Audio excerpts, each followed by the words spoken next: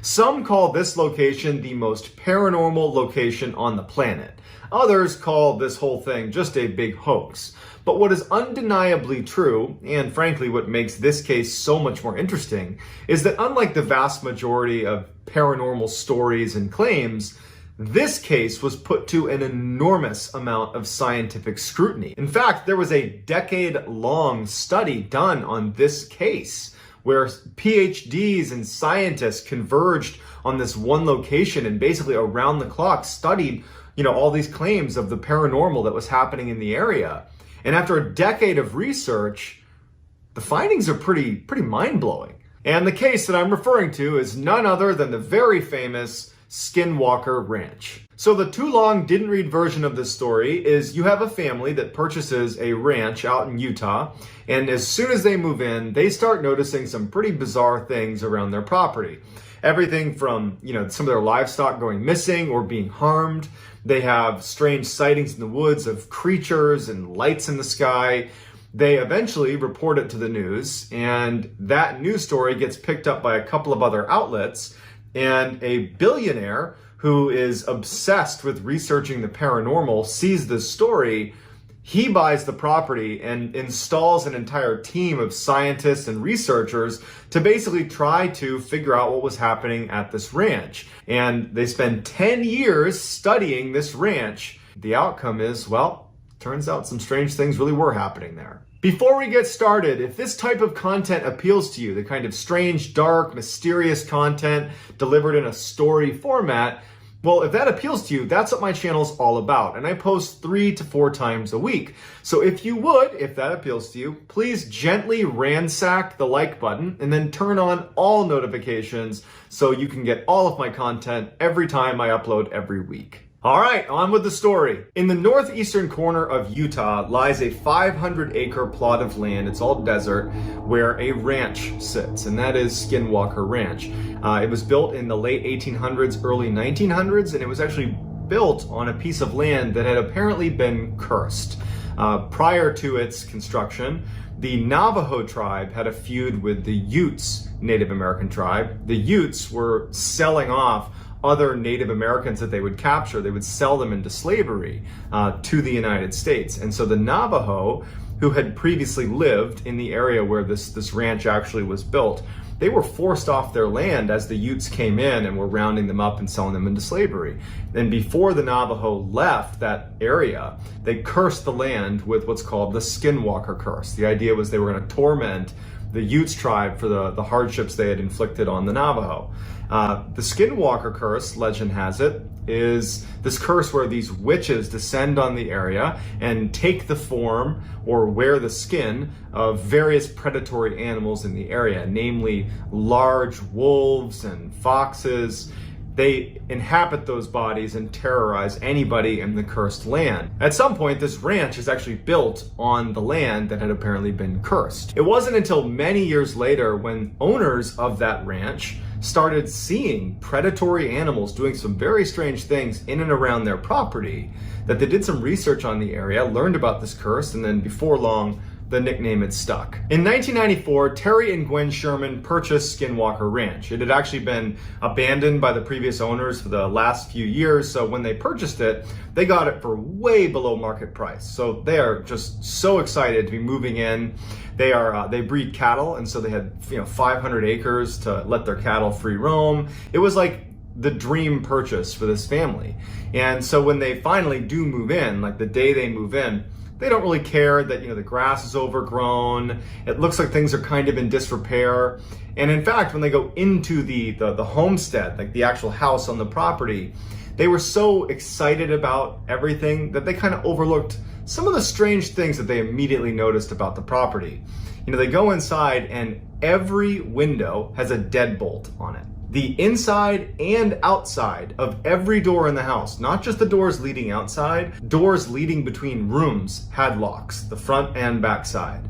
They noticed these big pikes that were driven into the ground at the front door and back door of the property with massive chains stringing off of them, which looked like pretty powerful guard dogs had been there. They're thinking to themselves, well, this is a huge piece of property. Perhaps the previous owners are a little bit paranoid because they're kind of isolated.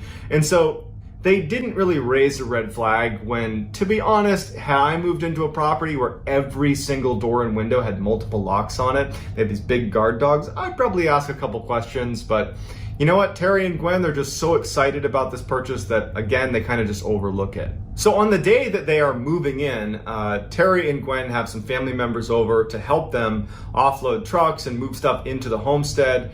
And it's during this process, as they're moving things out of the truck into the house.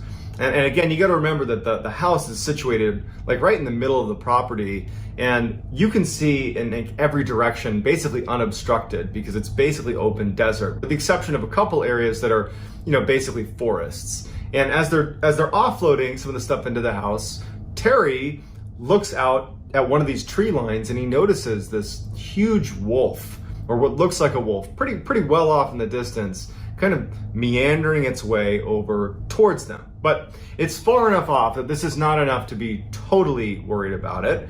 After all, Terry was a rancher and his family were fairly rugged. They carried weapons and they were used to, protecting their livestock from predators. So this was not a, oh my goodness, I can't believe a wolf is near us. It was more like, okay, let's make a note that there's a wolf walking towards us.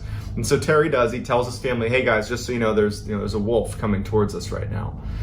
And the whole family is now standing near the truck and they're watching this wolf.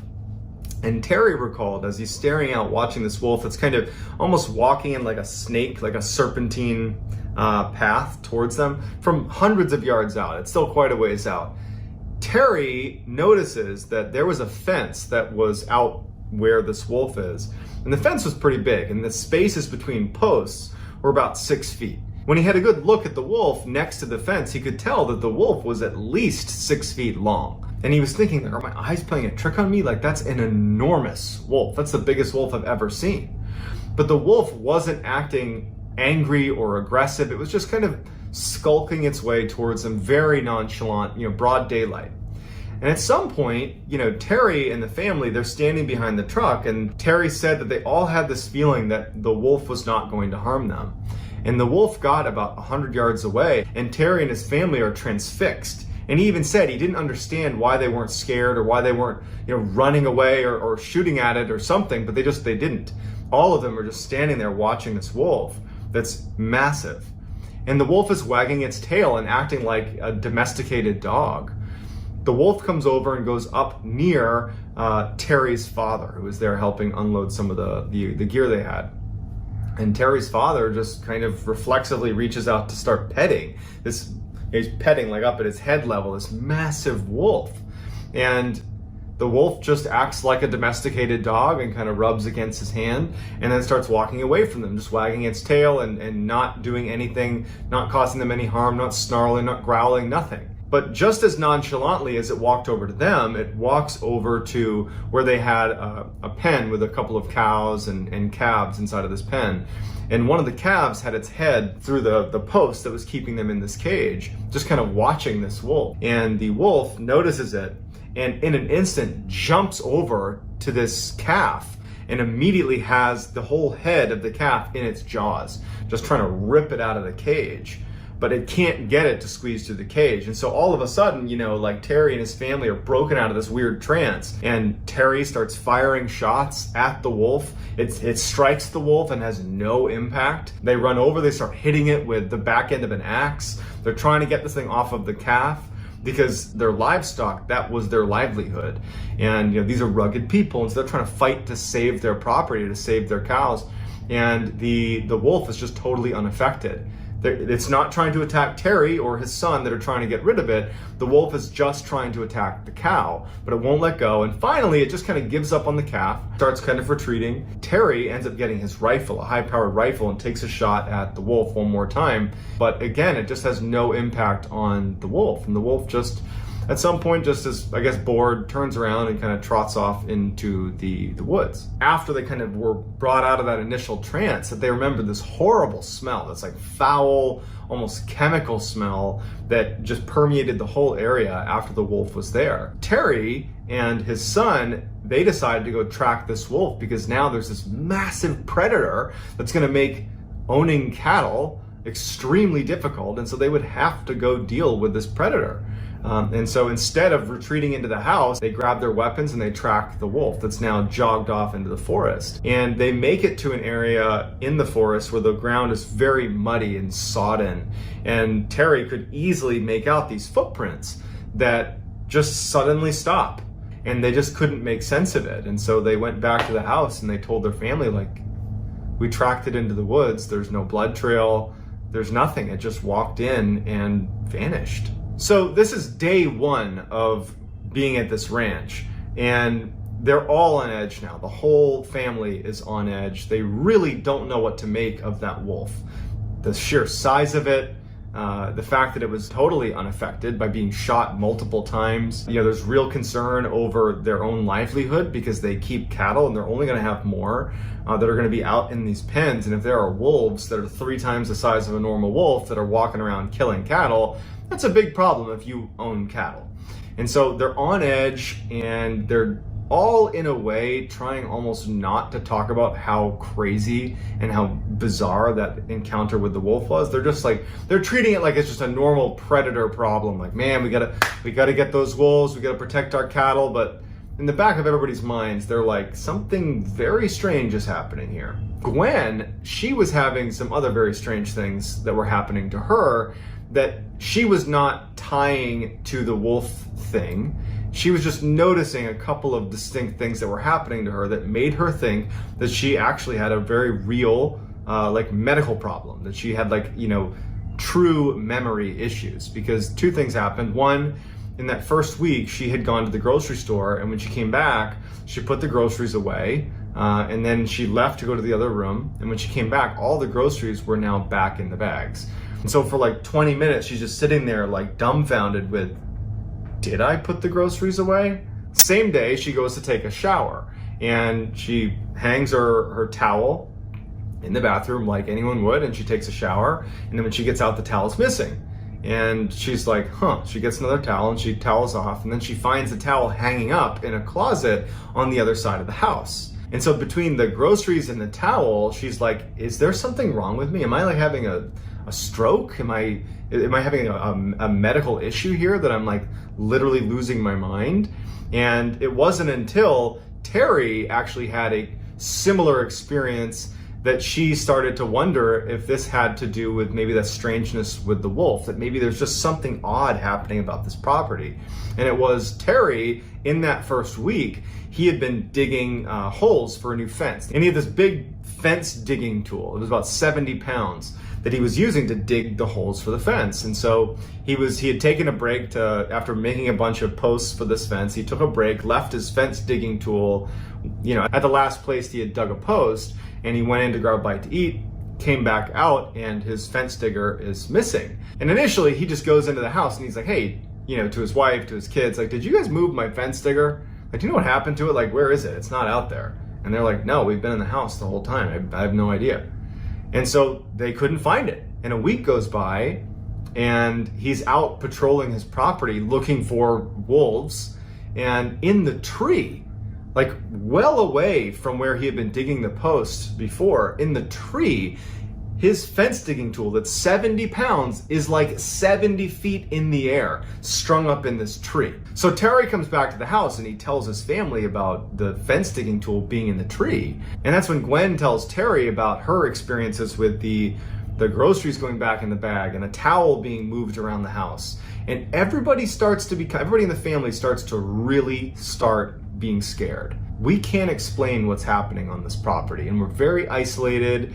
And what's the deal with all these locks on all the doors? They're starting to feel really concerned. Following the fence digging tool being found, Terry started to notice lights on his property. Initially, because this was the first couple of weeks they're there, he would see lights way at the far end of his property that looked like headlights, and he would think someone must have made a wrong turn that wound up on my property, and we were kind of out in the middle of nowhere, and they'll just leave. And so when he first started seeing these lights, that's what he assumed it was, just people making a wrong turn. But he started to see it so often that he wondered if people were illegally hunting on his property.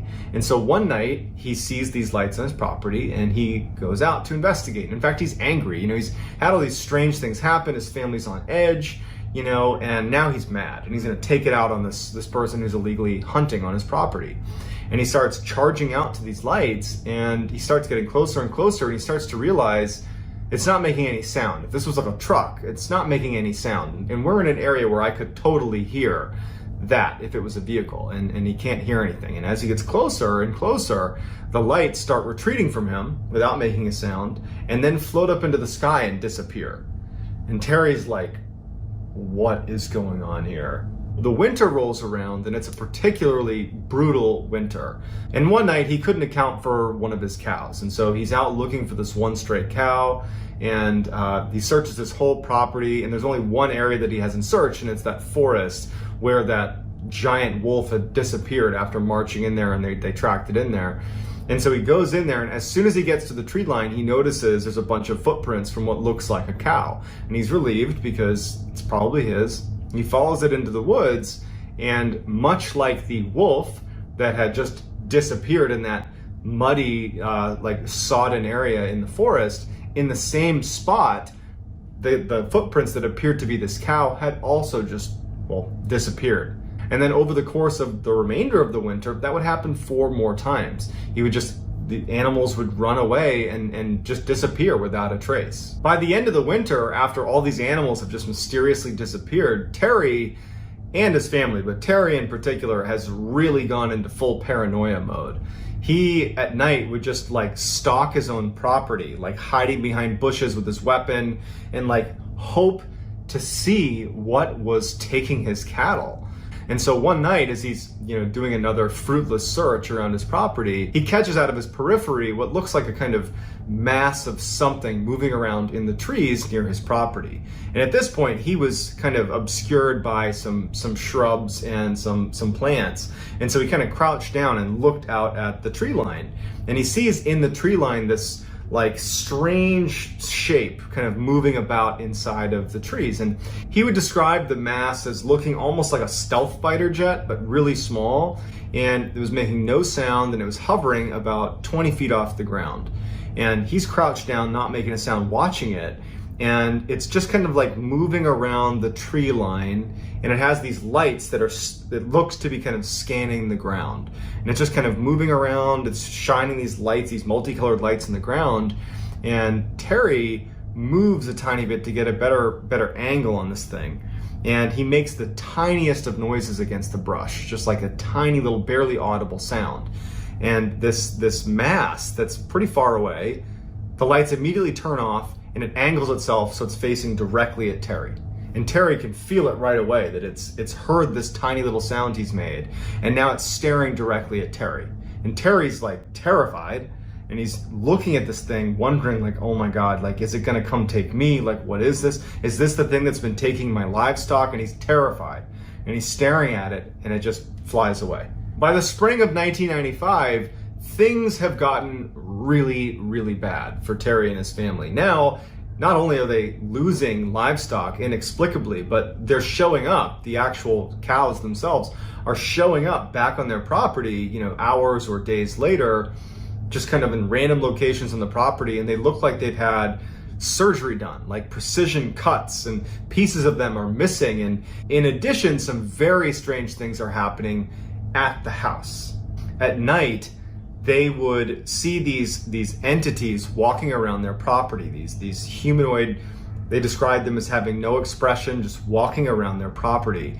And sometimes they would walk right up to the glass, put their hands on the glass and look in, but there was no face. And Terry and his family, they had blinds down, and they would use the deadbolts on every single door and window, but they could hear them rapping at the glass, and they could hear them communicating in a language they didn't understand right outside of their house. And this became so regular that it was almost impossible to sleep. Terry's kids started performing very poorly in school because they weren't sleeping. Terry's wife, Gwen, she lost her job at the bank because she wasn't sleeping, and she was delusional.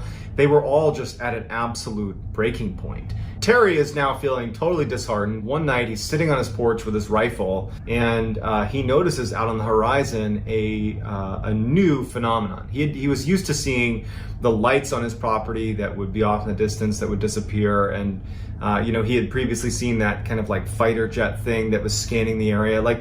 Those were two types of lights he would see, but there was a new light he saw as he's sitting on his porch.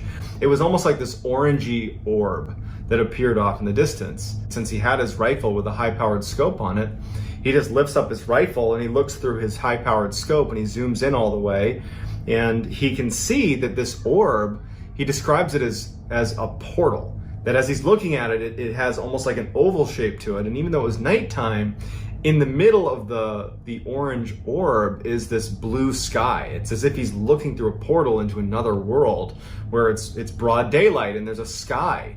And he doesn't know what to make of it, but he can see that a black figure is crawling out of this portal into his property. And it looks just like the black entities that were kind of basically walking around his property at night. In addition to these figures that are crawling, like imagine that scene from The Ring where the girl crawls out of the well. They're crawling out of this portal into his property and then scurrying away into the tree line. And he sees weird craft as well coming into his property through this portal, and then the portal shuts and disappears. Following this night with the orange portal, Terry started to notice blue orbs that he and his family would say were the worst and most terrifying thing of all of the things they experienced. And considering they had tall, featureless black humanoids peering in their windows and rapping on their windows, that's saying something, okay? So a blue orb started showing up on their property. And the way they described it, Terry and his family, was whenever the orb came near you, it gave you this extreme sense of anxiety. It was almost like it was emitting this feeling that you automatically got where suddenly you were unbelievably anxious and terrified of the blue orb. And then as soon as it left, you would, not be anxious anymore. And so one night he's sitting on his porch like he had begun doing, and he sees this orb show up on his property, and his 3 dogs are sitting with him that see the orb, and they start growling and barking. And so he lets his dogs go, thinking that maybe they can scare this thing off. And the dogs take off running towards this blue orb, and they chase it, and you can see the orb, Terry can see the orb that starts to kind of retreat, and he's thinking, oh my goodness, I finally won something. My attack dogs are going to scare this orb away. And they chase off into the woods, and he sees this thing, the blue orb, retreat into the woods. And then when he's thinking again that finally a little victory for us, he hears his dogs yelping, and he's too terrified to go check it out. And so he ends up going inside and locking the doors, locking the windows like they had been, and just kind of retreating. So the next day, when the dogs haven't returned, Terry and his son, they go out looking for the dogs in the forest. And when they get out there, they get to a clearing and they find 3 stacks of ashes in like little burned out circles, as if there had been a fire previously in these 3 little spots. And it turned out it was the ashes of his 3 dogs that had gone into the woods. They had just been vaporized. Terry decides that it's time to leave, and he wants to sell the ranch. And so he puts the property up for sale and goes to a local news outlet, and he tells them about what's happening on his property. And as fate would have it, a billionaire by the name of Robert Bigelow, who had invested millions of dollars in standing up this scientific research team, this all-star team of PhDs, specifically to research what he described as high strangeness, which really is just paranormal. Basically, he was obsessed with the paranormal and wanted to investigate the paranormal. And he had actually seen that fairly obscure story. When he saw that it was up for sale, Robert Bigelow, the billionaire, saw this great opportunity to buy the piece of property and actually make it the headquarters of his own scientific research team. Not only to investigate what was happening on Skinwalker Ranch, but use it as kind of a hub to do other scientific research. So he purchases the ranch, and Terry actually, even though he did not want to spend any time at the ranch, on some level wanted to know what the research was going to show, because he was very curious, like, what is going on at this ranch that's been plaguing my family.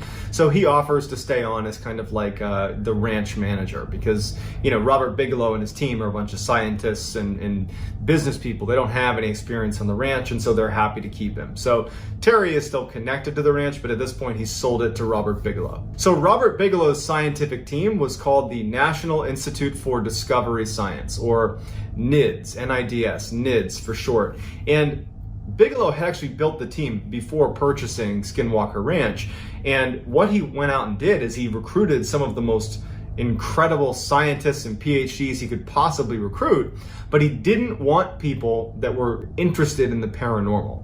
He wanted people that were inherently skeptical, so that if he was ever able to kind of prove the existence of high strangeness, that he would have credibility in doing that. And so he went out and found these incredibly skeptical, incredibly smart scientists and PhDs. And so they move into Skinwalker Ranch, and the first thing they do is they need to start doing testing to make sure that this whole, all the stories about Skinwalker Ranch coming from Terry and his family were not just some grand illusion by the family, that, you know, they could have just made it up. And so they get in there and they start running these tests. So that first year, as they're running these tests, which are largely things like, okay, let's check the environment and see if there aren't any, you know, plants that are giving off spores that could be hallucinogenic that they're breathing in. Let's check their water supply and make sure there wasn't something happening in their water supply. Let's do psychological assessments of the family. Let's ask neighbors. Let's do all of our diligence to make sure it's not something environmental or psychological. And over that first year, while they're doing this research, there isn't much activity at the ranch, save a couple of instances where there were some strange lights. So that first year is fairly uneventful, but what's important is that the NIDS researchers come to a conclusion that this did not seem like a hallucination. This did not seem like a something coming from, you know, a plant or water supply. This seemed like the Terry and his family were really experiencing something odd. They just didn't know what it was. One day, Terry and actually Gwen, who was helping him, were tagging some of the new calves, the new cows that had been born, putting these little tags in their ears. And so Gwen was there helping. And so Terry and Gwen, they tagged this new calf, put a yellow tag in its ear, and they move on and they're tagging other animals. And so for about 40 minutes, their eyes and their attention are not focused on this one calf or that one area of the ranch. They're tagging other animals, and then their dog that was with them starts growling and reacting in the direction of where this calf had been. And so Terry and Gwen turn around and they look and they don't see anything, and they start walking over. They find the calf that they had tagged about 40 minutes ago has been basically surgically dissected, and all that's left are its legs and its head. And in addition, the ear where that tag was had been removed. And so they immediately call over the NIDS researchers. So the NIDS veterinarian comes over and looks at the scene and just can't make sense of it, because the incisions on the calf were so well done that it looked like someone with real surgical expertise had done this on an operating table. There was no sign that this was done by a predator, and there was no blood anywhere. So this prompts a massive search of the property, because in many ways, this is what the NIDS researchers are looking for, are real occurrences of something that is highly strange that they can go investigate. And so all of the researchers and everybody there begins searching the property for whoever was responsible for this dissection of the cow. And they start searching the property, and the dogs, they had all these guard dogs that were kept at each of these observation posts that they had set up around the ranch as soon as the NIDS team had moved in. They were all looking in the same direction, all four of these four observation posts, and they're all cowering in the back of their cages, all looking in the same direction. And so they start making their way towards the tree line where all these dogs are looking, and they stop short when Terry says, "I see something in the tree." So they stop their car and they're looking, and in the tree is this massive wolf, this like wolf-like humanoid that's basically perched on a tree limb. And Terry takes out his rifle and he aims at the creature up in the tree, this huge creature, and everybody sees it. All the NIDS researchers are looking at this creature and they're like, "Oh my God, what is that?" Terry starts firing at this thing, and it just disappears into the woods. And so the team charges into the woods, they fan out, and they pick up a couple of tracks of this huge thing that has like this massive footprint with these huge claws. But much like the wolf that had disappeared and the cattle that had suddenly disappeared when they went into the woods, they couldn't find any traces of this thing. But they did smell this horrible stench that Terry remembered smelling. It stuck with him that first day when that large wolf had come over on the very first day they were moving in. It was that same smell, but they couldn't find this huge animal. So dumbfounded, the NIDS researchers just go back to the property and no one can make sense of it. And they have the footprint and they have their own eyewitness testimony, but like they couldn't make sense of how something that big could just get away.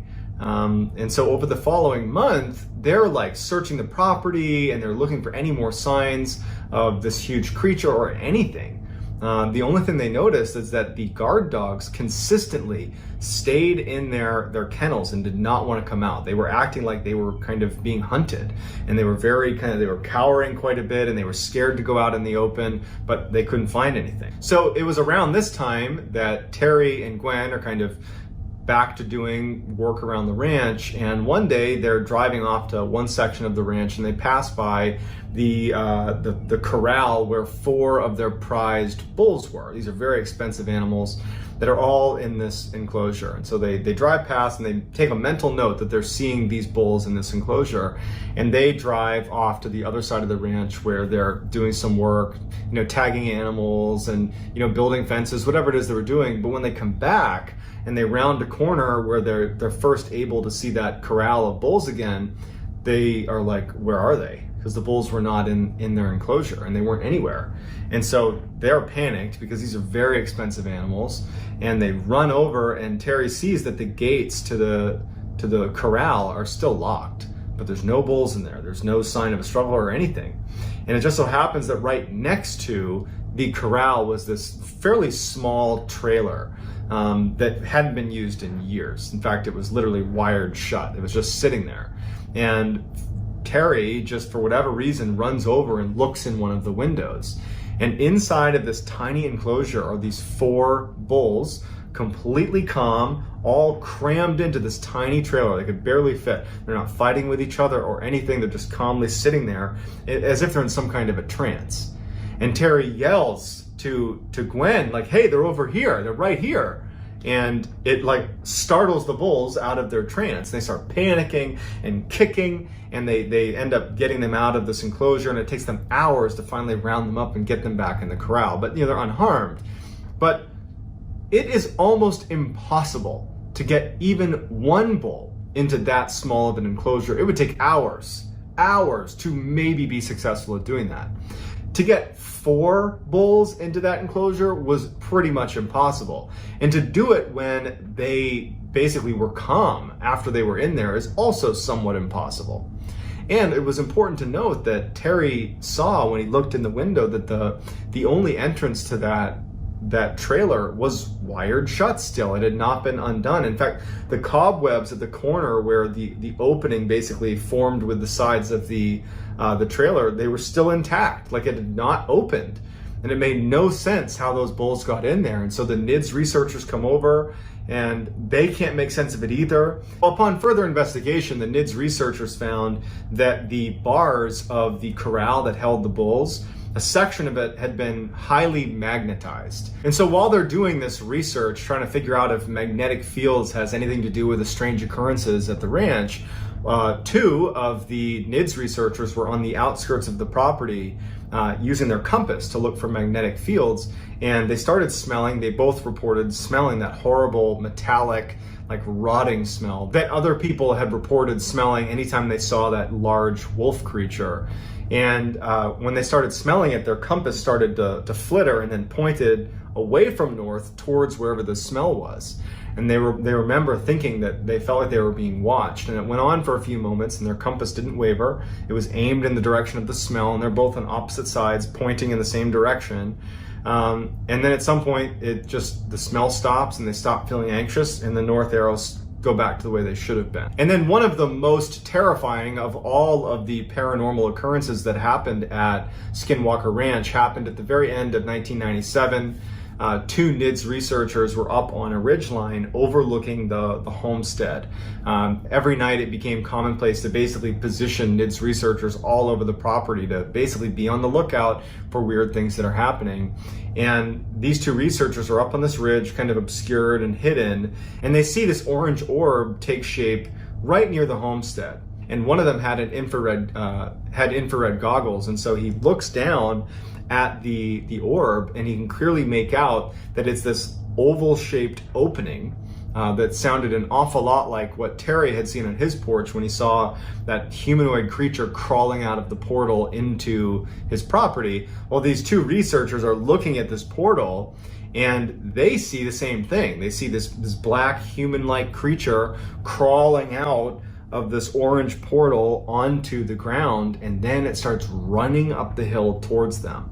And they're like frozen with fear. They start smelling that horrible rotting metallic smell as this big human-like creature bounds up the mountain, and they can hear the shale under its feet as it runs up, and it goes right past them. About 30 feet away from them, they're looking at it, and it just barrels past them at a full sprint up into the mountainside. The following year, in 1998, the activity on the ranch declined significantly. All they had was the occasional strange lights here and there, but for the most part it was done. And in fact, even though NIDS remained on the property, by 2004, the research just wasn't amounting to anything, so they pulled the plug on the operation. They did have footage of a number of the lights that were seen, but again, no one's gonna take a picture of some random lights and say, oh, there you go, proof. You know, they demonstrated that there were, you know, magnetic fields, and they have images of these calves that would reappear after looking like they'd had surgery done to them.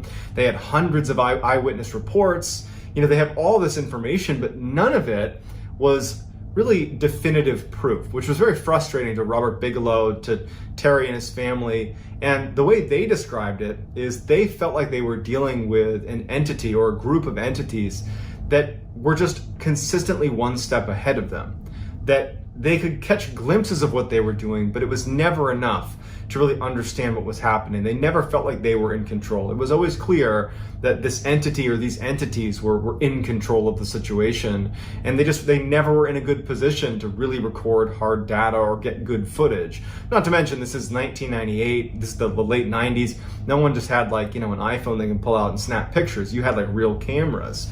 And so the best they could do was some pictures of light and some of the animals that had been mutilated. There's been numerous books put together by some of the people that were a part of this NIDS research team, and to this day they believe that what they saw was a result of some paranormal activity. And to this day, many people believe that this is one of the most credible instances of paranormal activity occurring. So I'd love to hear what you think in the comments, whether you think this is a total fact or a total hoax or somewhere in the middle. I'd love to hear about it in the comments. And if you want to get in touch with me, you can message me on Instagram. My handle is johnballin416. Also, I post quite a bit on TikTok. My handle is Mr. Ballin.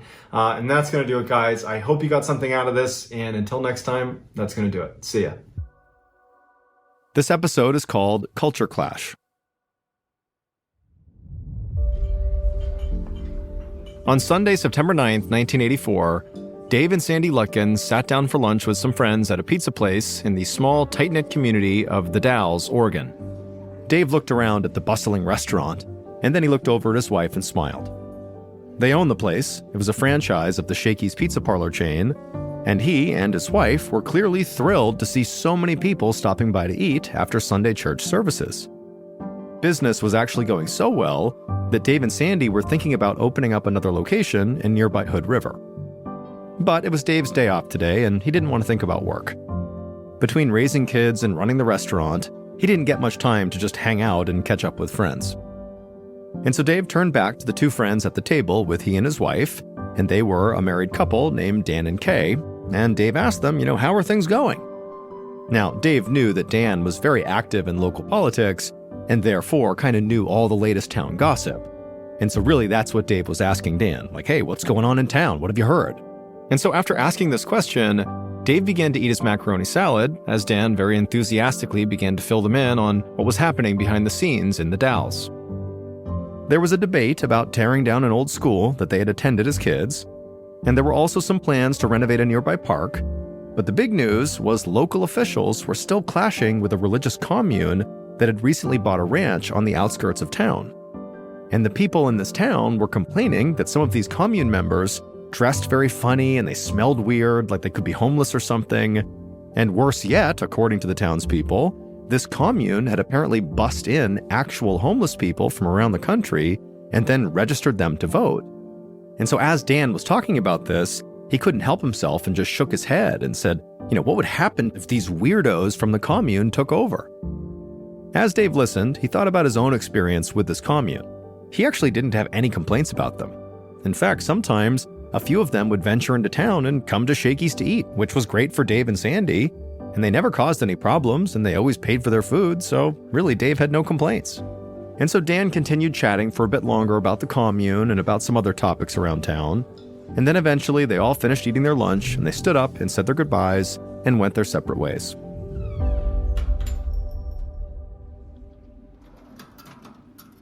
Later that day, Dave was standing behind the cash register inside of their restaurant, counting out the day's profits. And as he did that, suddenly a cramp stabbed at his stomach so hard that he had to bend over. He tried to breathe through the spasm, but it only seemed to get worse, and then also he was hit with a wave of nausea. Dave knew Sandy was outside in the car waiting for him, and so he pushed through the pain and finished at the register, and then he went to the doors, walked outside, locked up behind him, and made his way over to the car. Once he was inside, he told Sandy about this pain he had, and he told her he felt nauseous, and he said, "I just gotta get home." And so Dave drove as fast as he could back to their house, trying to keep the nausea at bay, and as soon as they pulled into the driveway, Dave hopped out, ran inside the house, ran into the bathroom, locked it behind him, and then he just began vomiting practically nonstop into the toilet. A minute later, Dave heard Sandy knocking furiously at the door, and Dave grabbed onto the bathroom sink to kind of pull himself back to his feet, and he reached over and unlocked the door. Dave thought his wife was knocking because she was worried about him, but no, as soon as the door opened, she just rushed past Dave and took his spot at the toilet and began retching into the bowl too. Dave figured they must have caught some sort of stomach bug and just needed to rest. But when he tried to walk to their bedroom, he became so dizzy he almost fell over.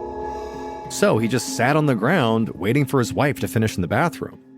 And as he waited, Dave put a hand to his forehead and felt how hot he was getting. His body became slick with sweat as chills ran down his body, and his stomach began to cramp up again very painfully.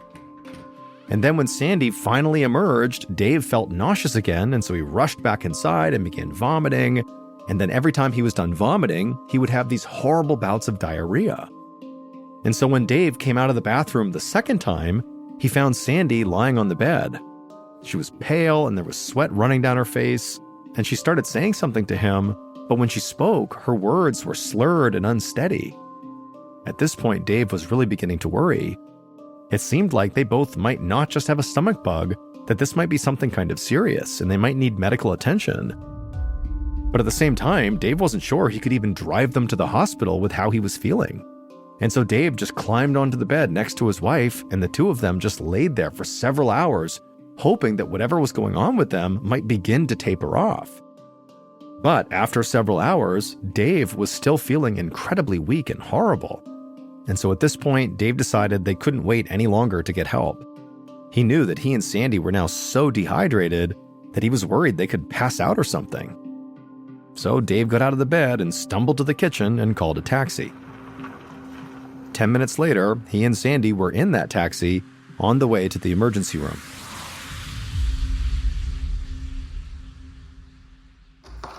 After a short ride, Dave walked inside of the emergency department with Sandy leaning on his arm for support. To Dave's surprise, the waiting room was already completely packed, and right away he spotted a few people who had eaten at his restaurant earlier that day, and all of them looked pale and sweaty just like he and his wife. Dave and Sandy limped over to the check-in counter and nearly bumped into their friend, Dan, who looked even worse than Dave and Sandy. The trio sat together as they waited, but nobody said anything. They all felt too sick to talk. Eventually, Dave and Sandy were admitted to the hospital, and a nurse hooked them up to IV drips to replenish all the fluids they'd lost. Then the doctor explained that the couple was too sick to go home, and they would need to stay overnight for observation, or at least until they figured out what was making them so sick. And so after Dave and Sandy were set up in their room, a doctor said a nurse would come by soon to collect blood and stool samples shortly. The next morning, the doctor returned to Dave and Sandy's hospital room and told them he had their test results. Dave listened intently as she explained that he and Sandy had salmonella poisoning, a bacterial infection that attacks the intestinal tract. And in fact, the doctor said the majority of the other people who had come in the previous day, along with Dave and Sandy, they also had salmonella poisoning.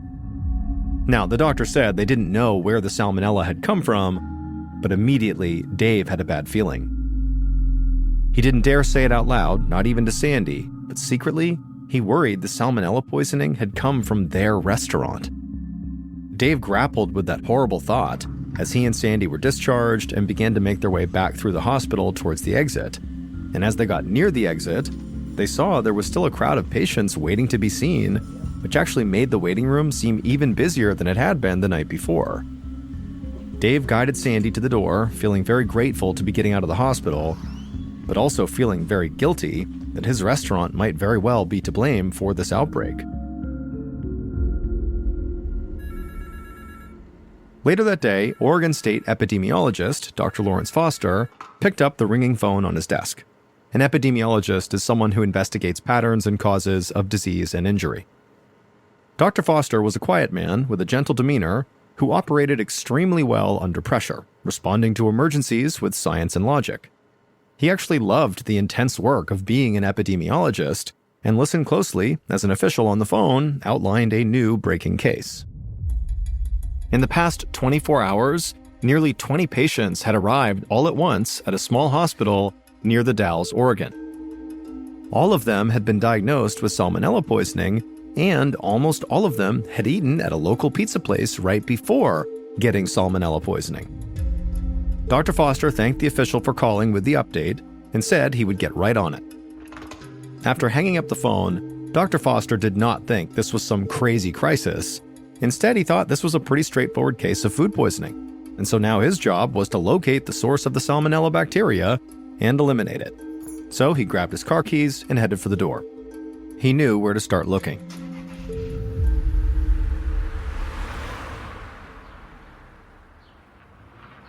About an hour later, Dr. Foster pulled up to Shakey's Pizza Parlor in the Dalles. It looked like an old-school pizza joint with a large hand-painted sign and Adirondack chairs out front. The restaurant was closed for the day, but the doctor had picked up the keys from Dave Lutkins, one of the owners, on the way over. After opening the door, Dr. Foster stepped inside and slipped on a pair of latex gloves. The first step to pinpointing the exact source of the salmonella outbreak was to gather food samples and then take them back to the lab to be tested.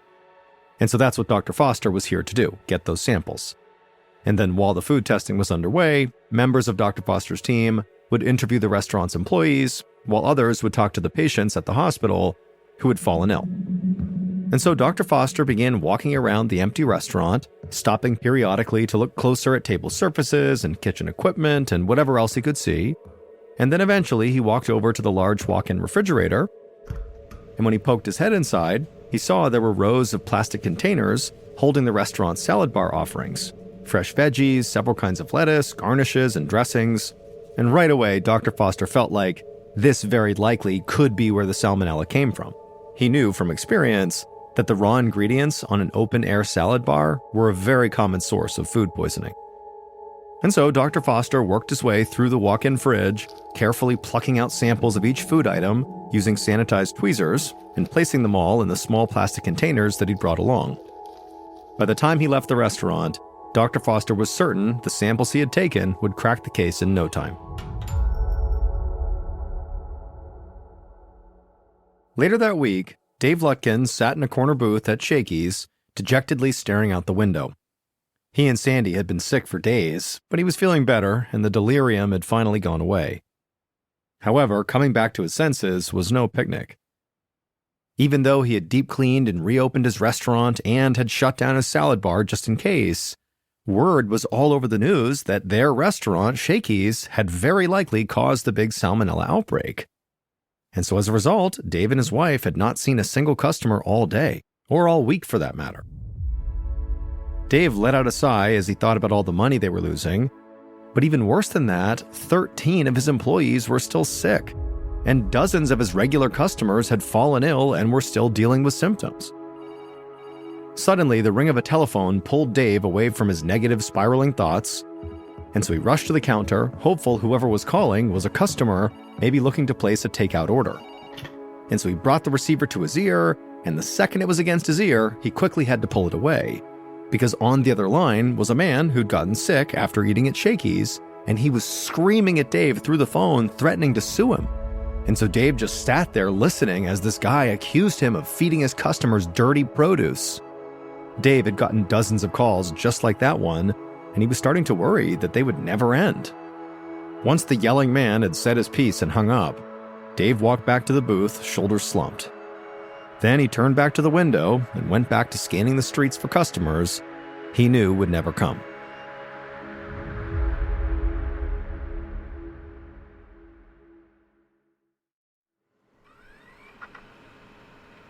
A week later, Dr. Foster sat in his office with his head in his hands.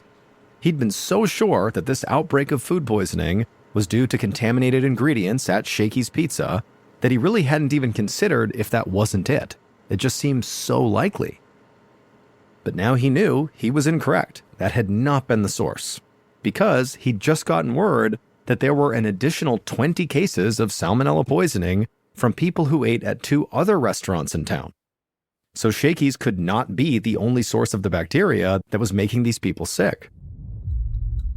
Dr. Foster was confident in his abilities, but he also knew when to admit that he had been wrong. And he definitely underestimated the severity of this salmonella outbreak. It was way bigger than just Shakey's. In fact, he was receiving daily calls from the Dow's emergency room begging him for updates as the number of salmonella cases surged towards 100. And so far, Dr. Foster didn't have any answers. And so he stood up from his chair and began pacing around his office. He couldn't just sit around and wait all day. With all the new cases popping up, maybe his team just needed to expand their investigation. 30 minutes later, Dr. Foster, along with his team, sat around a large table in the conference room. He did his best to stay calm and collected, but truthfully, he was starting to feel nervous. He told his team that all they knew for sure right now was that all these people who got sick had gotten sick after eating at 3 different restaurants, all in the Dalles. And then after saying that, he opened up the floor to discussion. He basically wanted people to come up with more ideas about where the salmonella outbreak could be coming from. And so after going back and forth for a few minutes, kind of rehashing the same details everybody knew, one scientist who'd been quiet during the entire discussion so far suddenly spoke up. He wondered if maybe the salmonella could have somehow entered the town's water supply. If the bacteria was in the water supply, then it kind of made sense that it was now being found in multiple locations. Dr. Foster considered the alarming implications of this possibility. If the salmonella was coming from the water supply, there was no telling how much bigger this outbreak would get. Dr. Foster told the scientists to gather his things. They were going to go to the Dalles to check their water.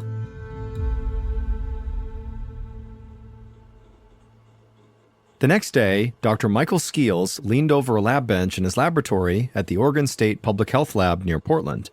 Like his colleague, Dr. Foster, Dr. Skeels had been working around the clock to try to figure out the source of the salmonella outbreak in the Dalles, examining dozens of samples every day. Dr. Skeels adjusted his tortoiseshell glasses on the bridge of his nose, willing his tired eyes to stay open as he screened yet another petri dish with bacteria grown from a lettuce sample. Unsurprisingly, it seemed to be teeming with salmonella bacteria.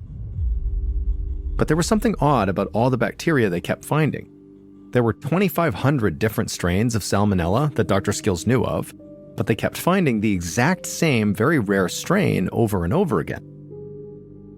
Dr. Skeels reasoned that this meant that all of the salmonella had almost certainly come from one source, but he had no idea what the source could be.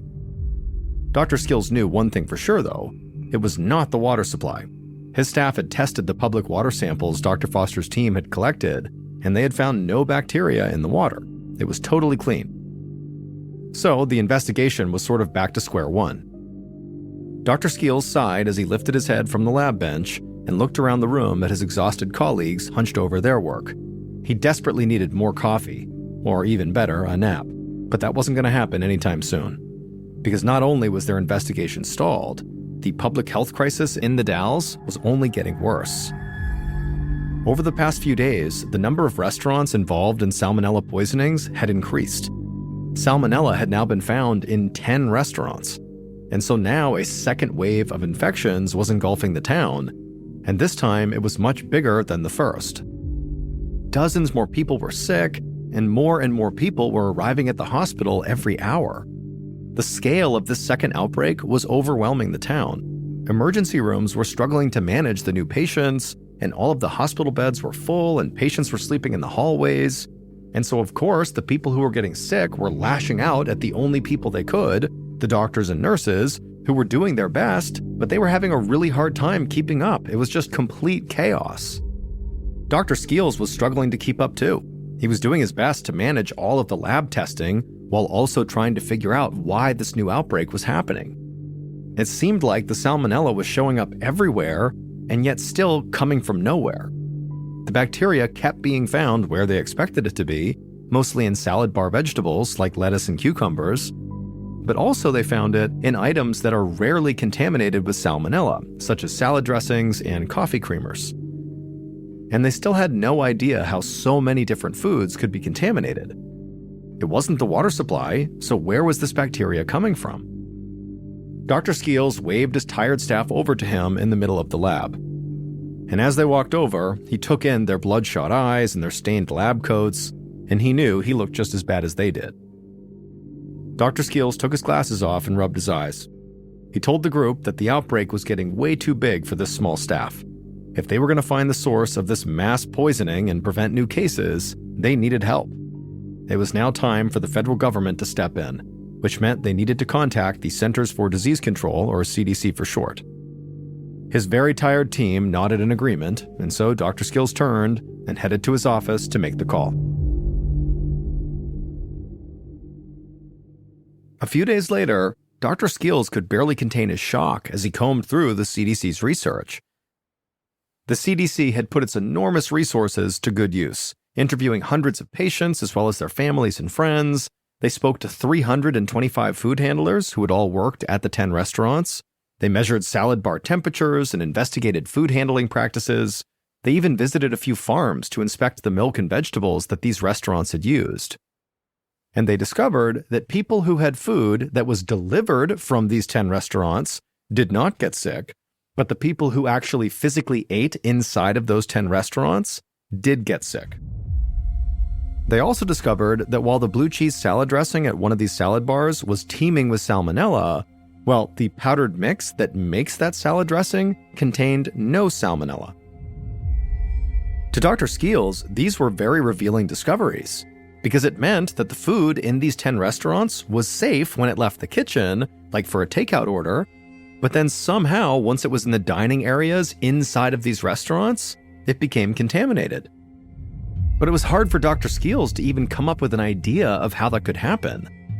He wondered, for example, how the powdered salad dressing mix could be clean while it was in storage and then suddenly turn poisonous when the staff prepared it for the salad bar.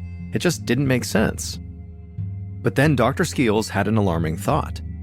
What if someone was putting the salmonella in the dressing after it was prepared?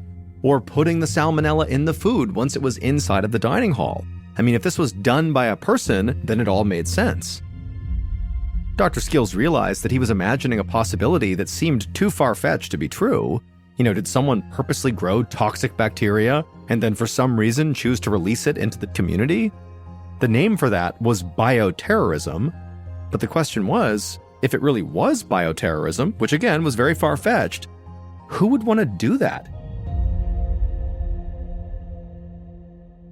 About a week later, Dr. Skeels sat in the conference room at the Oregon State Public Health Department, along with some of his senior scientists, to hear the latest update from the CDC officials. One of the CDC representatives began with the good news. The salmonella outbreak had finally died down sort of on its own. Thankfully, no one had died, and there hadn't been any new cases for a week. But then Dr. Skeels heard the bad news. They still did not know what, or who, had caused the 2 waves of salmonella cases that sickened an incredible 700 people. But the more they'd learned about these outbreaks, the more everyone seemed to agree with Dr. Skeels. The whole fiasco did seem like a deliberate attack. They just couldn't prove it. The CDC said they were going to continue their investigation, but it seemed like for now, the crisis was over. Dr. Skeels was relieved to return to his usual work, But he felt haunted by the fact that he hadn't solved this mystery.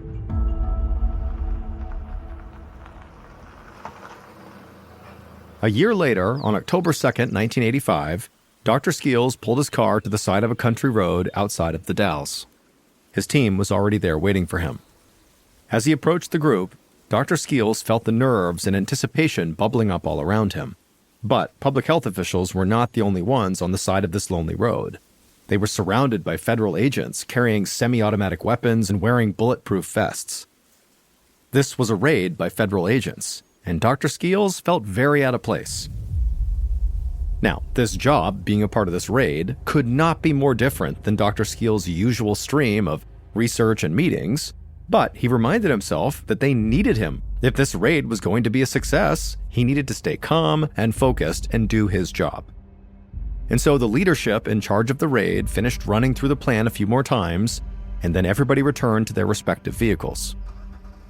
Dr. Skeels drove behind the rest of the 50-person group as they entered through the gates of the 64,000-acre ranch that was the home of the Rajneeshi religious commune. Dr. Skeels headed straight for one unassuming building, search warrant in hand. He was accompanied by a germ warfare expert from Washington, D.C. The instant they stepped inside of that building, Dr. Skeels could not believe what he saw. It was a state-of-the-art medical laboratory that this commune was clearly running. Dr. Skeels walked around inspecting the various experiments and documents that were strewn about. At some point, he found a copy of the anarchist cookbook open to a certain page just laying out on the table. A chill ran down the doctor's spine as he flipped through the instructions on how to make homemade explosives and illegal drugs. Nearby, there was another book that focused on military biological warfare. The literature was fascinating and horrifying, but it was not what he was looking for. Dr. Skeels continued walking through the lab, making his way to a back corner where he found a large walk-in freezer. His eyes went wide as he took in the rows of rare chemicals and bacteria perched along the walls inside of glass vials. He walked to the back of the freezer and he leaned in close to see the contents, and his breath caught in his throat as he read the label closest to him. It said Salmonella.